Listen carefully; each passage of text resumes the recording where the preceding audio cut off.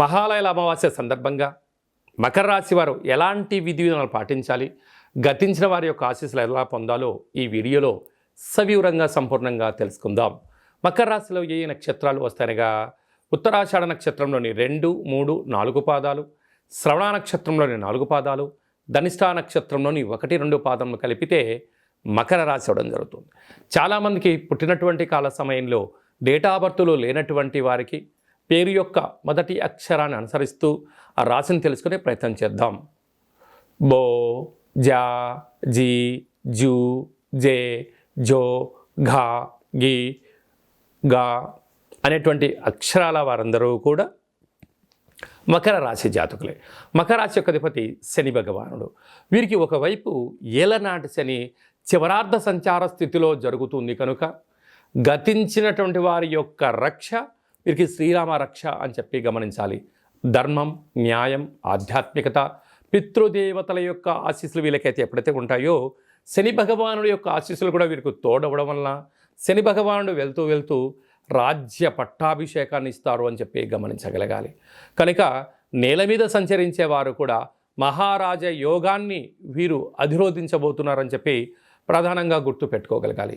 కనుక మకర రాశి జాతకులు గతించినటువంటి మీ యొక్క తాతలు ముత్తాతలు కానీ తల్లిదండ్రులు కానీ వారందరికీ ఇష్టమైన పదార్థాన్ని నైవేద్యంగా ఏర్పాటు చేసుకొని నల్ల నువ్వులు దర్భలను నీటితో వదిలేసుకొని తెలుపు వస్త్రాలను దానం చేయడం, బ్రాహ్మణుడికి తెలుపు అంటే నానబెట్టిన బియ్యాన్ని గోమాతకు ఆహారంగా ఏర్పాటు చేయడం, పశుపక్షాదులకు అంటే కాకులకు కానీ పావురాలకు కానీ జొన్నలను బియ్యాన్ని చల్లడం, నదిలో వీటిని వేయడం వలన వారికి నమస్కరించుకోవడం వలన ఆ పితృదేవతలు ఆ బ్రాహ్మణుడి రూపంలో, గోమాత రూపంలో, సులకపు మహారాజు రూపంలో, కాకి రూపంలో ఆహారాన్ని సేవించి వారి యొక్క ఆశీర్వచనం వలన సంతాన అభివృద్ధి, మనశ్శాంతి, ఐశ్వర్యము, ధనకనక వస్తు వాహనాలన్నీనూ కూడా మకర రాశి వారి సొంతం అవుతాయని చెప్పి గమనించాలి.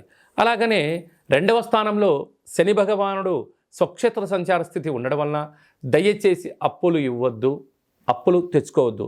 రెండిటి వలన ముప్పే పొంచి ఉంది.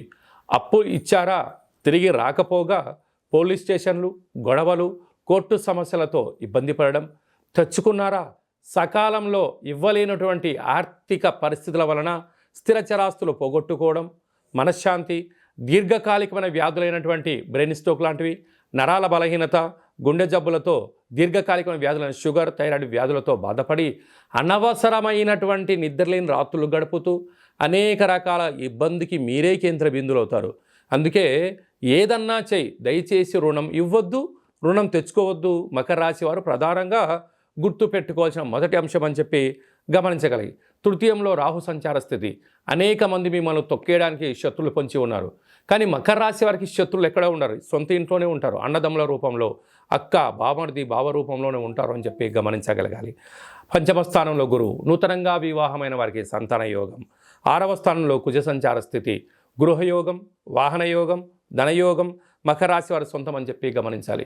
భాగ్యస్థానంలో బుధాదిత్య రాజయోగం కావడం వల్ల ప్రభుత్వ ఉద్యోగ ప్రయత్నం చేసేవారికి ఇది చాలా మంచి కాలము అని చెప్పి గమనించాలి.